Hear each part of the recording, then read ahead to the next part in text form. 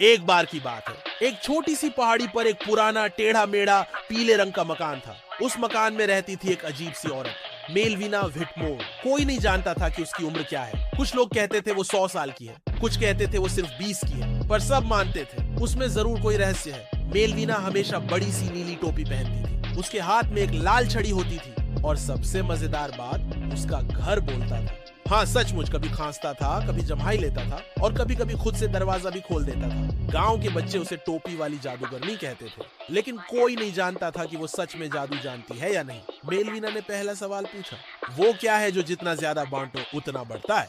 एक दिन 7 साल का साहिल अपने पालतू बिल्ली झपकू के पीछे दौड़ते दौड़ते उसी पीले घर के सामने पहुंच गया। झपकू फिसलकर दरवाजे के अंदर घुस गई। साहिल डरते हुए दरवाजे पर खड़ा हो गया। दरवाजा धीरे से चरर करके खुल गया। साहिल डर के साथ उत्साहित भी था। उसने सिर हिलाया। साहिल ने सोचा और मुस्कुराते हुए बोला, खुशी। मेलविना जोर से हंसी, तुम तो बहुत तेज हो। साहिल ने अपनी स्कूल की किताबें याद की, फिर बोला, नींद?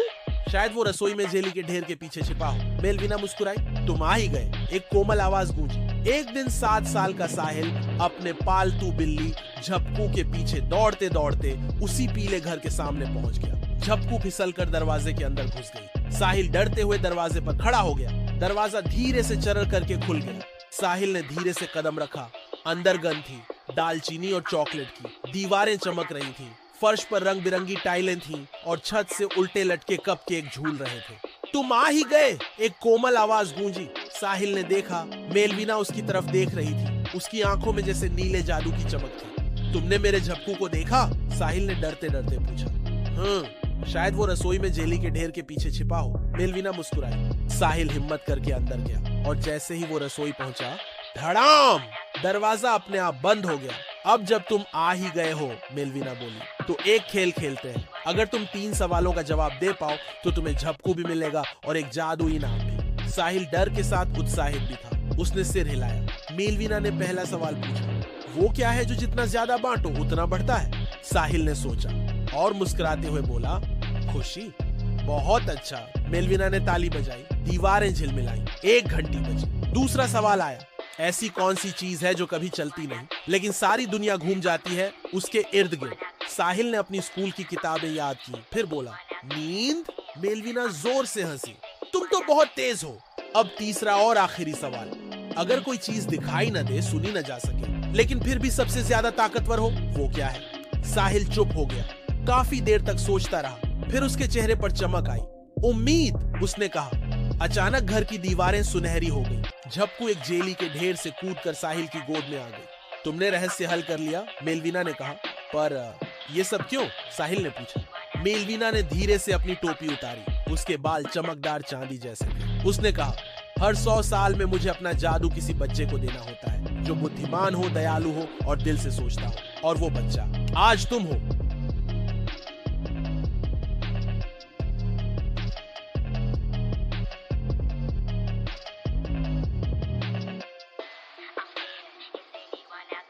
तुमने रहस्य हल कर लिया, मेलविना ने कहा। उम्मीद, उसने कहा। पर ये सब क्यों? साहिल ने पूछा। साहिल ने छड़ी पकड़ी। वो हल्की थी, पर उसके भीतर एक गर्माहट थी। और झपकू, अब वो सिर्फ बिल्ली नहीं, वो साहिल का रक्षक है। साहिल ने बक्सा उठाया, झपकू को गोद में लिया और घर की ओर भागा।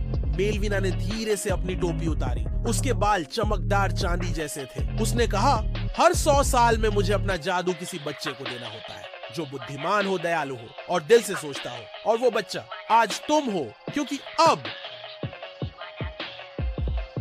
मेलविना का रहस्य साहिल के पास है। अचानक घर की दीवारें सुनहरी हो गई। झपकू एक जेली के ढेर से कूदकर साहिल की गोद में आ गई। लोग कहते हैं, अगर रात में ध्यान से देखो तो एक नीली टोपी वाला लड़का टिमटिमाते तारों में जादू उड़ाता दिखता है। उस दिन के बाद से साहिल को कभी डर नहीं लगा। वो दूसरों की मदद करता, पेड़ों से बात करता और फूलों को हंसाता। अगले पल मेलविना गायब हो गई। उसका टोपी हवा में उड़ती रही और फिर चुपचाप साहिल के सिर पर आ गिरी। साहिल मुस्कुराया। हाँ, और वहाँ रहस्य भी था और जादू भी। गांव वाले बोले, तुम मेलविना के घर गए थे? घर ने एक बार आखिरी बार जम्हाई ली और पुफ, वो किताब की तरफ बंद हो गया। एक छोटे से बक्से में साहिल ने छड़ी पकड़ी। वो हल्की थी, पर उसके भीतर एक गर्माहट थी। अगले पल मेलविना गायब हो गई। उसका टोपी हवा में उड़ती रही और फिर चुपचाप साहिल के सिर पर आ गिरी। घर ने एक बार आखिरी बार जम्हाई ली और पुफ, वो किताब की तरफ बंद हो गया। एक छोटे से बक्से में साहिल ने बक्सा उठाया, झपकू को गोद में लिया और घर की ओर भागा। गांव वाले बोले, तुम मेलवीना के घर गए थे? साहिल मुस्कुराया, हाँ, और वहाँ रहस्य भी था और जादू भी। उस दिन के बाद से साहिल को कभी डर नहीं लगा। वो दूसरों की मदद करता, पेड़ों से बात करता और फूलों को हंसाता। लोग कहते हैं अगर रात में ध्यान से देखो तो एक नीली टोपी वाला लड़का टिमटिमाते तारों में जादू उड़ाता दिखता है। और झपकू अब वो सिर्फ बिल्ली नहीं, वो साहिल का रक्षक है, क्योंकि अब मेलवीना का रहस्य साहिल के पास है। जामा मस्जिद दिल्ली का एक चमचमाता और दिलों को सुकून देने वाला स्थान है। रोज की तरह आज भी वहां नमाज का समय हुआ और भीड़ उमड़ पड़ी। मस्जिद के गेट के ठीक बाहर एक बूढ़ा अंधा भिखारी खड़ा था। उसकी आंखों में रोशनी नहीं थी, पर उसके दिल में उम्मीद की एक कोमल लौ जलती थी। वह कुछ नहीं बोलता, बस अपने कांपते हाथ फैलाकर लोगों के बाहर आने का इंतजार करता। होटल के मालिक ने उन्हें अपने होटल में नौकरी की पेशकश कर दी, शेफ के तौर पर। एक बड़े होटल के मालिक वहां से गुजरे। उन्होंने अंधे चाचा की मिठाई चखी और हैरान रह गए। हर दिन इमाद और अली कुछ न कुछ लाते, कभी समोसे, कभी पूरी सब्जी, कभी मीठे लड्डू। धीरे धीरे लोगों को यह स्टॉल पसंद आने लगा। बच्चे सजे धजे स्टॉल पर बैठते, लोगों से बात करते और सारा पैसा उस अंधे चाचा को दे देते। अगले दिन दोनों बच्चे कुछ उबले चने और खजूर अपने घर से लाए। उन्होंने मस्जिद के बाहर एक छोटे से टीन के डिब्बे में उन्हें सजाकर एक छोटा सा स्टॉल लगाया। उन्होंने एक तख्ती पर लिखा, अंधे चाचा के लिए दुआ के बदले खाना। भिखारी ने कहा, मुझे तो दिखता नहीं बेटा, बस छूकर सूंघकर और मन से बनाता हूँ, ये तो अल्लाह की रहमत है। उसी भीड़ में दो छोटे बच्चे थे, इमाद और अली। दोनों भाई थे और जामा मस्जिद के पास ही रहते थे। वे नमाज पढ़ने आए थे, लेकिन जब नमाज के बाद वापस लौट रहे थे तो उनकी नजर उस अंधे भिखारी पर पड़ी। लोग मुस्कुराए, रुके और उस स्टॉल से खाना लेने लगे। कुछ ने पैसे दिए, कुछ ने दुआएं। अंधे भिखारी की आंखों से आंसू बह निकले, लेकिन वो चुप रहा। बस एक अजीब सी मुस्कान उसके चेहरे पर तैर गई। इमाद ने हाँ में सिर हिलाया, चलो आज कुछ अलग करते हैं। और फिर एक दिन चमत्कार हुआ। उन्होंने अंधे चाचा से पूछा, कहाँ सीखा आपने ये बनाना? भाई क्या तुमने देखा? वो अंकल कुछ नहीं बोल रहे, लेकिन कितनी देर से वहीं खड़े हैं। अली ने कहा, कुछ ही महीनों में उस स्टॉल की पहचान बन गई। आसपास के दुकानदारों ने मदद करना शुरू कर दिया। एक ने छांव का टेंट दे दिया, दूसरे ने टेबल और कुर्सियां दे दी। लोग आते निकलते, कोई कुछ सिक्के दे देता, कोई बिना देखे गुजर जाता। लेकिन भिखारी का चेहरा शांत रहता, जैसे हर दिन एक इंतजार हो किसी करिश्मे का। लोग आते निकलते, कोई कुछ सिक्के दे देता, कोई बिना देखे गुजर जाता। लेकिन भिखारी का चेहरा शांत रहता, जैसे हर दिन एक इंतजार हो किसी करिश्मे का। उसी भीड़ में दो छोटे बच्चे थे, इमाद और अली।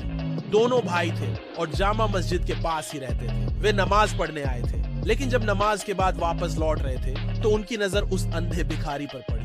भाई क्या तुमने देखा? वो अंकल कुछ नहीं बोल रहे, लेकिन कितनी देर से वहीं खड़े हैं। अली ने कहा। इमाद ने हाँ में सिर हिलाया, चलो आज कुछ अलग करते हैं। अगले दिन दोनों बच्चे कुछ उबले चने और खजूर अपने घर से लाए। उन्होंने मस्जिद के बाहर एक छोटे से टीन के डिब्बे में उन्हें सजाकर एक छोटा सा स्टॉल लगाया। उन्होंने एक तख्ती पर लिखा, अंधे चाचा के लिए दुआ के बदले खाना। लोग मुस्कुराए, रुके और उस स्टॉल से खाना लेने लगे। कुछ ने पैसे दिए, कुछ ने दुआएं। अंधे भिखारी की आंखों से आंसू बह निकले, लेकिन वो चुप रहा। बस एक अजीब सी मुस्कान उसके चेहरे पर तैर गई। हर दिन इमाद और अली कुछ न कुछ लाते, कभी समोसे, कभी पूरी सब्जी, कभी मीठे लड्डू। धीरे धीरे लोगों को यह स्टॉल पसंद आने लगा। बच्चे सजे धजे स्टॉल पर बैठते, लोगों से बात करते और सारा पैसा उस अंधे चाचा को दे देते। कुछ ही महीनों में उस स्टॉल की पहचान बन गई। आसपास के दुकानदारों ने मदद करना शुरू कर दिया। एक ने छांव का टेंट दे दिया, दूसरे ने टेबल और कुर्सियां दे दी। और फिर एक दिन चमत्कार हुआ। एक बड़े होटल के मालिक वहां से गुजरे। उन्होंने अंधे चाचा की मिठाई चखी और हैरान रह गए। ये स्वाद बिल्कुल हमारी दादी के बनाए लड्डुओं जैसा है, उन्होंने कहा। उन्होंने अंधे चाचा से पूछा, कहाँ सीखा आपने ये बनाना? भिखारी ने कहा, मुझे तो दिखता नहीं बेटा, बस छूकर सूंघकर और मन से बनाता हूँ, ये तो अल्लाह की रहमत है। होटल के मालिक ने उन्हें अपने होटल में नौकरी की पेशकश कर दी, शेफ के तौर पर। अंधे चाचा ने शर्त रखी, अगर मैं कमाऊंगा तो उसका आधा हिस्सा उन दो फरिश्ते बच्चों को जाएगा जिन्होंने मेरा हाथ थामा था। लेकिन अगले दिन जब वह इमाद और अली को ढूंढने जामा मस्जिद पहुंचे, वो वहां नहीं थे, ना ही उनके बारे में कोई कुछ जानता था। अंधे भिखारी ने होटल का काम शुरू कर दिया, लेकिन वो हर रोज एक दुआ करता, या अल्लाह उन बच्चों को फिर से मेरी राह में ला दे। समय बीता, होटल बड़ा हुआ, अंधे चाचा अब किसी भिखारी नहीं बल्कि नूर हाजी मियां के नाम से मशहूर थे, एक प्रसिद्ध रसोइया और अब खुद का मिठाई ब्रांड चलाने वाले। पर उनका दिल बेचैन था। उन्होंने अखबार में विज्ञापन दिया, रेडियो पर आवाज लगवाई, सोशल मीडिया पर फोटो डलवाई, इमाद और अली तुम जहां भी हो आ जाओ, तुम्हारा चाचा अब तुम्हें ढूंढ रहा है। फिर एक शाम जब नूर हाजी मियां एक फूड फेस्टिवल में मीठे बांट रहे थे, दो हाथों ने उनकी हथेली को छुआ। चाचा, एक धीमी सी आवाज आई, क्या अली? और मैं इमाद। नूर हाजी मियां के हाथ कांप उठे। उन्होंने दोनों बच्चों को गले लगा लिया। तुम कहां थे? हमें अब्बू अमरोहा ले गए थे उनके काम के लिए, अब लौटे हैं। आज ही आपकी कहानी रेडियो पर सुनी थी, भागे भागे यहाँ चले आए। दिल्ली जानती है, कभी कभी सबसे बड़ा बदलाव एक छोटी सी दुआ और दो बच्चों की मासूमियत से आता है। समय बीता, होटल बड़ा हुआ। अंधे चाचा अब किसी भिखारी नहीं बल्कि नूर हाजी मियां के नाम से मशहूर थे, एक प्रसिद्ध रसोइया और अब खुद का मिठाई ब्रांड चलाने वाले। क्या अली? उस दिन से नूर मिठाई स्टॉल का नाम बदल कर रखा गया, इमाद अली की मिठाइयाँ। चारों तरफ कैमरे चमकने लगे, लोग ताली बजाने लगे और नूर हाजी मियां बस रोते रहे।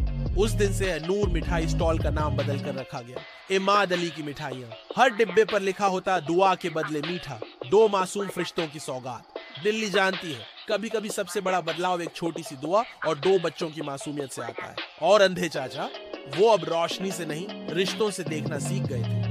सुबह की ठंडी हवा में धड़कने वाला दिल होता है, छोटी सी झरने की तरह टप टप करती सांसें, चेहरे पर पसीने की बूंदें और दौड़ की शुरुआत। यही पल था अर्जुन का। अर्जुन एक धावक था। पूरा शहर जानता था कि छोटे से मेला हो या जिला टूर्नामेंट, अर्जुन की तेज दौड़ हमेशा सबको चौंका देती। हर सुबह अर्जुन उठता, अपनी नीली ट्रेनिंग जैकेट पहनता और दौड़ लगाता। उसके जूते की सोल से धूल उड़ती, पैरों के अचीवमेंट मेडल चमकते और माँ की आंखों में गर्व छलकता। दौड़ ही उसकी पहचान थी। स्कूल वाले उसे रनिंग स्टार कहते। दोस्तों के लिए भी अर्जुन दौड़ का मतलब था। होनी चाहिए थी जीत, होनी चाहिए थी रिकॉर्ड तोड़ना। फिर एक दिन हुआ, मौसम थोड़ा बदला हुआ था, बादल गहरे, हवा भारी और दिल में हल्की बेचैनी। अर्जुन ने उसके पैरों को महसूस किया। पहला कदम मजबूत, दूसरा कदम हल्का, तीसरा जैसे कोई चुटकी ले रहा हो। उसने सोचा बस थोड़ी गर्मी है, लेकिन जैसे ही उसने दौड़ बढ़ाई, उसका घुटना बोले अचानक से जोर से दुखा। उसने चिल्लाया और जमीन पर गिर पड़ा। दौड़ रुक गई। लोग घुटने के पास झुके। कोच ने आकर देखा, दर्द की लहर थी जो चेहरों पर झलक रही थी। डॉक्टर ने कहा इसमें अंगूठों की लकीर बड़ी है, चोट गहरी है, दौड़ ना होने वाली।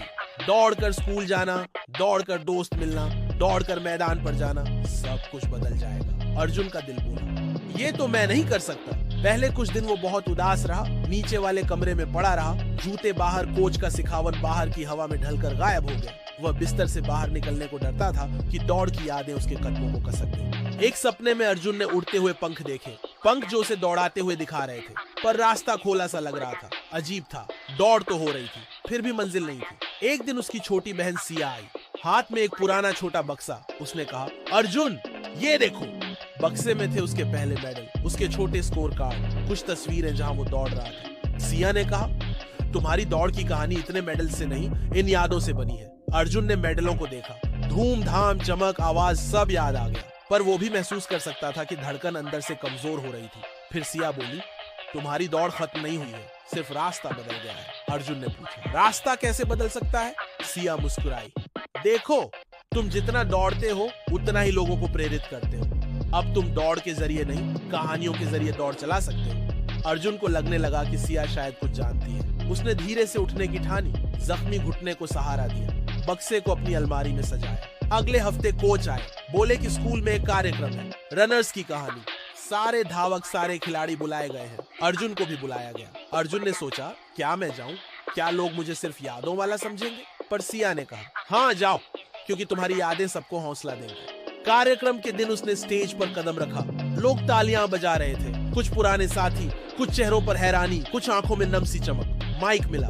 अर्जुन ने कहा मैं आज दौड़ नहीं सकता, मेरा घुटना मुझे दौड़ने नहीं देता, लेकिन मैं यहाँ हूँ अपनी कहानी बताने के लिए। उसने अपनी कहानी सुनाई, वो पहला स्वर्ण पदक, वो दौड़ जहाँ हवा ने साथ दिया, गिरने का वो दिन, दर्द का वो एहसास, और फिर बहन सिया की वो बात, रास्ता बदल सकता है। लोग चुप हो गए, दिलों में एक मीठी चमक उठी। अर्जुन ने बताया कि उसने जजों की तारीफ करना सीखा, हारे जाने पर भी मुस्कुराना सीखा। फिर उसने कहा अब मैं चित्र बनाऊंगा जहां दौड़ के कदमों की कहानी होगी। आर्ट और शब्दों से मैं वही महसूस करूंगा जो दौड़ती हवा में महसूस करता था। बच्चों ने ताली बजाई, हाथ उठे। तुम्हारी कहानी प्रेरणा है।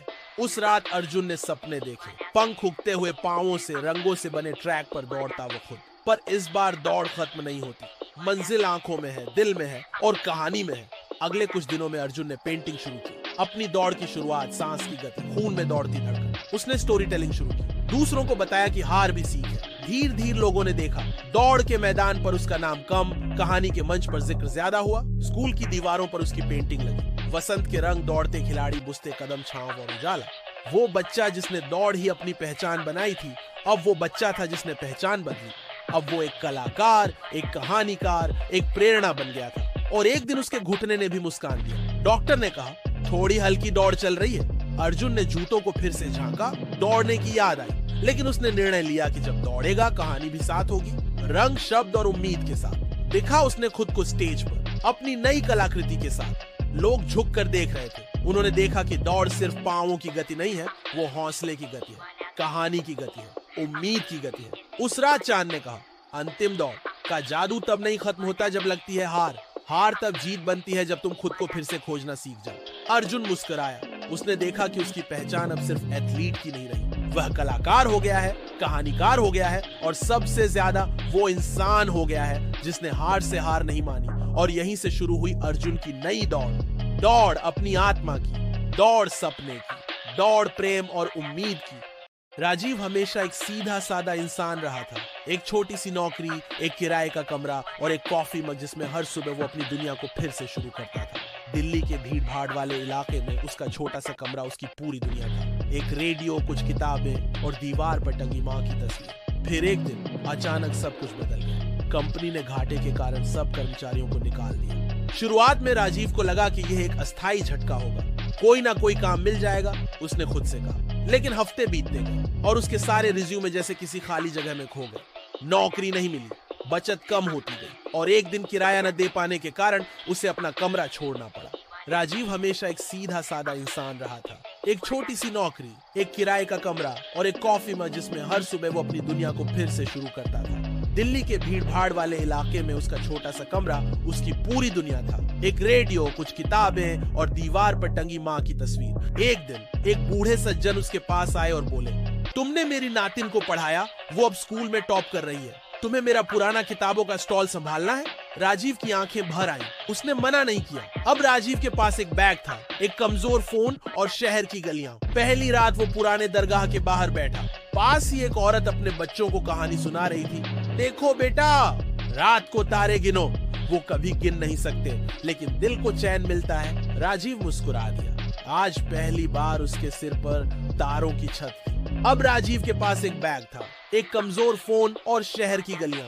पहली रात वो पुराने दरगाह के बाहर बैठा। पास ही एक औरत अपने बच्चों को कहानी सुना रही थी। देखो बेटा, रात को तारे गिनो, वो कभी गिन नहीं सकते लेकिन दिल को चैन मिलता है। राजीव मुस्कुरा दिया। आज पहली बार उसके सिर पर तारों की छत थी। शुरुआत में राजीव को शर्म आती थी। लोगों की नजरें, दुकानदारों का हटा देना, पार्क से बाहर निकालना, ये सब उसे तोड़ रहे थे। लेकिन फिर एक सुबह एक छोटी बच्ची उसके पास आई और एक संतरा पकड़ा दिया। ये खा लो अंकल, बहुत मीठा है। उसके चेहरे की मासूम मुस्कान ने राजीव को भीतर तक झकझोर दिया। वो जान गया, उम्मीद अभी जिंदा है। धीरे धीरे राजीव ने फुटपाथ पर अपनी दुनिया बनानी शुरू की। सुबह सुबह मंदिर के बाहर वो झाड़ू लगाता, लोग उसे चाय और परांठे दे देते। पार्क में बच्चों के साथ बैठता और उन्हें कहानियां सुनाता। एक दिन किसी ने पूछ लिया, अंकल आप टीचर हो क्या? और वो मुस्कुरा दिया, शायद अब बन जाऊं। शहर में बेघरों के लिए चल रहे एक एनजीओ ने उसे देखा। उन्होंने उसे दिन में रहने की जगह, किताबें और थोड़ी बहुत काम की ट्रेनिंग देना शुरू किया। वहां वो बच्चों को हिंदी और गणित पढ़ाने लगा। उसे पता चला कि ज्ञान बांटना सिर्फ नौकरी नहीं, सेवा है। एक दिन एक बूढ़े सज्जन उसके पास आए और बोले, तुमने मेरी नातिन को पढ़ाया, वो अब स्कूल में टॉप कर रही है, तुम्हें मेरा पुराना किताबों का स्टॉल संभालना है। राजीव की आंखें भर आईं। उसने मना नहीं किया। 3 साल बीते। अब दरियागंज में तारों की छत नाम की एक छोटी सी बुक शॉप है। वहाँ हर रविवार शाम को कहानियों का कार्यक्रम होता है जिसमें हर कोई बैठकर चाय के साथ किस्से सुनता है, बेघरों से लेकर डॉक्टर तक। राजीव अब लोगों को बस किताबें नहीं देता, वो उन्हें उम्मीद देता है। और जब कभी कोई नया व्यक्ति उसके पास आकर कहता है, मैं अब थक गया हूँ सर, अब और नहीं हो पाएगा, तो राजीव उसे आसमान की ओर देखने को कहता है। देखो ये तारे, ये गिन नहीं सकते, लेकिन जब कोई इन्हें देखता है तो लगता है जैसे ये बस उसी के लिए चमक रहे हो। और जब सिर पर छत नहीं होती तब यही तारे सबसे ज्यादा पास होते हैं। रात थी, चांद आसमान में चमक रहा था, तारों की कतारें चमकती लाइटों जैसी लग रही थी। एक छोटे से शहर में दो भाई बहन रहते थे, आरुष और सिया। दोनों अब बड़े हो चुके थे, लेकिन बचपन में उनकी कहानियां अलग थीं। वे छोटे थे जब हालात ने उन्हें अलग अलग घरों में भेज दिया था, फोस्टर केयर यानी अनजाने लोगों के घर। आरुष को एक ऐसा परिवार मिला जो सख्त था। वहाँ सब कुछ नियमों से चलता, समय पर उठना, समय पर खाना, समय पर पढ़ाई। प्यार कम था, डांट ज्यादा। उसने अपने दिल को मजबूत बना लिया। वह चुपचाप सब सहता। उसने सीखा कि भावनाएं छिपा कर रखना आसान है। दूसरी ओर सिया एक ऐसे घर में पहुंची जहां रंग, गाने और कहानियां थी। उसके देखभाल करने वाले लोग उसे प्यार से गले लगाते, उसे खिलौने और किताबें देते। वहाँ वह हंसती, गाती, सपने देखती। उसका दिल खुला और खुशमिजाज था। कई साल बाद जब वे बड़े हुए तो एक जादुई संयोग ने उन्हें फिर मिलवाया, पर अब वे अजनबी जैसे लगते। सिया मुस्कुराती, बातें करती, पर आरुष चुप रहता। वह सोचता, क्या सच में वह मेरी बहन है? क्या हम इतने अलग हो सकते हैं? एक दिन दोनों पुराने पार्क में मिले, वही पार्क जहाँ बचपन में वे कभी झूलों पर खेले थे। पेड़ अब भी वैसे ही थे, हवा में पुरानी यादों की खुशबू थी। अचानक झूले के पास से एक अजीब सी रोशनी निकली। वह एक पुल में बदल गई। पुल चमक रहा था जैसे इंद्रधनुष का बना हो। सिया बोली, देखो, ये कोई जादुई पुल है। आरुष ने भौहें चढ़ाई। ये सब बच्चों की बातें लगती हैं। पर तभी पुल ने खुद से आवाज दी, अगर तुम दोनों सच में भाई बहन हो तो इस पुल से गुजरकर एक दूसरे के दिल की दुनिया देख सकते हो। दोनों हैरान रह गए। डरते डरते वे पुल पर चढ़े और अचानक सब बदल गया। पहले सिया को आरुष की दुनिया दिखी। वहाँ दीवारें ऊंची थी, दरवाजे बंद थे, चारों ओर सख्त चेहरे थे। छोटे आरुष को बार बार डांट मिलती थी। वह खिलौनों को छूना चाहता पर मना किया जाता। उसकी आंखों में आंसू थे, पर वह रोता नहीं था। सिया का दिल भारी हो गया। उसने महसूस किया कि भाई ने कितना अकेलापन सहा है। फिर बारी आई आरुष की। उसने सिया की दुनिया देखी। वहाँ गाने गूंजते थे, दीवारों पर रंग बिरंगे चित्र थे, लोग उसे कहानियां सुनाते थे। जन्मदिन पर मोमबत्तियां जलती थी, छोटे छोटे उपहार मिलते थे। सिया खिलखिलाकर हंसती थी। आरुष को अजीब लगा, उसे जलन भी हुई और सुकून भी। पुल की आवाज आई, अब तुम दोनों एक दूसरे का सच जानते हो, लेकिन असली जादू तभी होगा जब तुम एक दूसरे का हाथ थामोगे। सिया ने तुरंत हाथ बढ़ाया। आरुष झिझका, उसने अपनी मुट्ठी कस ली, पर फिर उसे बचपन की वह याद आई जब दोनों नदी किनारे पत्थर फेंकते और हंसते थे। वह हल्की सी मुस्कान आई और उसने सिया का हाथ थाम लिया। जैसे ही हाथ मिले, पुल चमक उठा। उनके बीच का डर और गुस्सा पिघल गया। दोनों ने महसूस किया कि अलग अलग दुनियाओं में पले बड़े होने के बावजूद उनके दिलों में एक ही जड़ थी, वही जड़, प्यार और अपनापन। अब आरुष थोड़ा खुलने लगा। उसने सिया को अपनी कहानियां सुनाई। सिया ने भी हंसते खिलखिलाते किस्से सुनाए। वे दोनों साथ साथ चल पड़े। पार्क की हवा हल्की हल्की बज रही थी, तारों ने जैसे ताली बजाई। उस दिन के बाद वे अक्सर मिलते, कभी साइकिल पर शहर घूमते, कभी किताबों की अदला बदली करते, कभी बचपन की खोई यादें ढूंढते। धीरे धीरे आरुष का दिल नरम होने लगा। उसने महसूस किया कि वह अब अकेला नहीं, और सिया को भी समझ आया कि उसकी हंसी तब तक पूरी नहीं जब तक उसमें भाई का साथ न हो। इस तरह वह जादुई पुल उनके दिलों में हमेशा के लिए बस गया। अब जब भी वे झगड़ते, बस आंखें बंद कर उस चमकते पुल को याद करते और तुरंत फिर से मुस्कुरा उठते। कहानी यहीं खत्म होती है, पर बच्चों याद रखना, कभी कभी हमारे बीच दूरी और गलतफहमियां होती हैं, लेकिन सच्चा रिश्ता वही है जो दिलों के बीच जादुई पुल बना सके। और जब हम हाथ पकड़ते हैं तो असली जादू शुरू होता है। पुल की आवाज आई, अब तुम दोनों एक दूसरे का सच जानते हो, लेकिन असली जादू तभी होगा जब तुम एक दूसरे का हाथ थामोगे। सिया ने तुरंत हाथ बढ़ाया। आरुष झिझका, उसने अपनी मुट्ठी कस ली, पर फिर उसे बचपन की वह याद आई जब दोनों नदी किनारे पत्थर फेंकते और हंसते थे। वह हल्की सी मुस्कान आई और उसने सिया का हाथ थाम लिया। जैसे ही हाथ मिले, पुल चमक उठा। उनके बीच का डर और गुस्सा पिघल गया। दोनों ने महसूस किया कि अलग अलग दुनियाओं में पले बड़े होने के बावजूद उनके दिलों में एक ही जड़ थी, वही जड़, प्यार और अपनापन। अब आरुष थोड़ा खुलने लगा। उसने सिया को अपनी कहानियां सुनाई। सिया ने भी हंसते खिलखिलाते किस्से सुनाए। वे दोनों साथ साथ चल पड़े। पार्क की हवा हल्की हल्की बज रही थी, तारों ने जैसे ताली बजाई। उस दिन के बाद वे अक्सर मिलते, कभी साइकिल पर शहर घूमते, कभी किताबों की अदला बदली करते, कभी बचपन की खोई यादें ढूंढते। धीरे धीरे आरुष का दिल नरम होने लगा। उसने महसूस किया कि वह अब अकेला नहीं। एक छोटे से शहर में आयुष और मीरा रहते थे। दोनों ने साथ साथ पढ़ाई की थी, कॉलेज में दोस्त बने, फिर दोस्ती गहरी हुई और देखते देखते दोनों की दुनिया एक दूसरे के बिना अधूरी लगने लगी। 10 साल हो गए थे। वे सुबह चाय साथ पीते, बाजार में साथ घूमते, बरसात में छाते के नीचे हंसते। उनकी कहानी सबको प्यारी लगती थी। लेकिन एक दिन एक बड़ा मोड़ आया।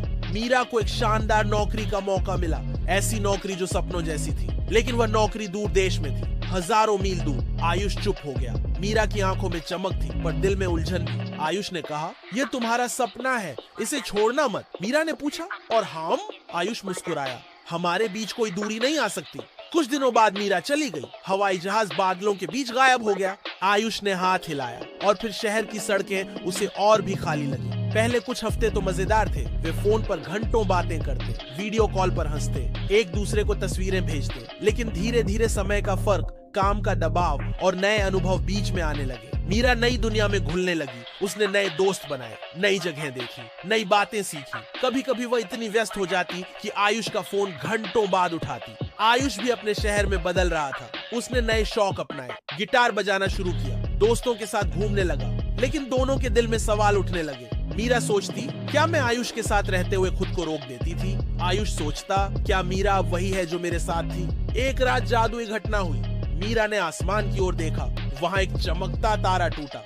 उसी वक्त आयुष ने भी आसमान देखा, तारा जैसे उनके बीच पुल बना रहा हो। अचानक उनके फोन में एक संदेश आया, लेकिन वह किसी इंसान का नहीं था।